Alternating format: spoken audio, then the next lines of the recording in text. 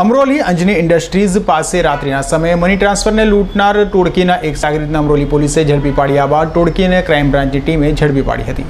Crime બ્રાન્ચનો staff પેટ્રોલિંગમાં હતો ત્યારે બાતમી મળી હતી કે અમરોલી પોલીસ મથકની હદમાં ગત 12મી જુલાઈના રોજ મની ટ્રાન્સફર હરીશ ગોળવિયાને માર મારી અંજની ઇન્ડસ્ટ્રીઝ પાસે લૂંટી લેનાર ટોળકીનો એક સાગરીત અમરોલી પોલીસ સાથે ઝડપાયો છે, જે તેના અન્ય સાગરીતો ટ્રેન મારફતે ઓરિસ્સા ભાગવાની ફિરાકમાં છે।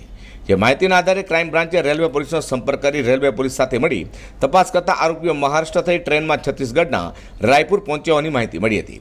જેથી રેલવે પોલીસે લૂંટારોની હકીકત જણાવતા રાયપુર રેલવે પોલીસે આરોપીઓને પકડી પાડ્યા હતા। જેથી ક્રાઇમ બ્રાન્ચે રાયપુર જે લૂંટારો બસંત દયાનિધિ પ્રધાન, મિટન સીમાંચલ બિસોઈ, ચરણ અભિમન્યુ ગૌડ, રાજેશ ઉર્ફે વિકાસ ચંદ્ર ભાનુ પટનાયક, રુચિત ઉર્ફે ગણેશ ઘનશ્યામ બેરા, કૃણાલ ગોડ અને શિવરામ ઉર્ફે શિવાન ખદલ સ્વાઈનો કબજો લઈ સુરત આવી હતી। વધુમાં પોલીસ પૂછપરછમાં આરોપીએ જણાવ્યું હતું કે આ ગુનામાં સંડોવાયેલો વોન્ટેડ આરોપી કૃણાલ ગોડ અને જગ્ગા નામના આરોપીઓ અમરોલી હાઉસિંગના ગાયત્રી મોબાઈલ નામે દુકાન ધરાવે છે।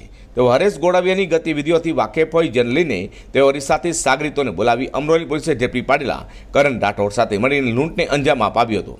હાલ પોલીસે લૂંટમાં ગયેલી રકમમાંથી 66,000થી વધુની મત્તા કબજે કરી તમામનો કબજો અમરોલી પોલીસને સોંપવાની તજવીજ હાથ ધરી છે।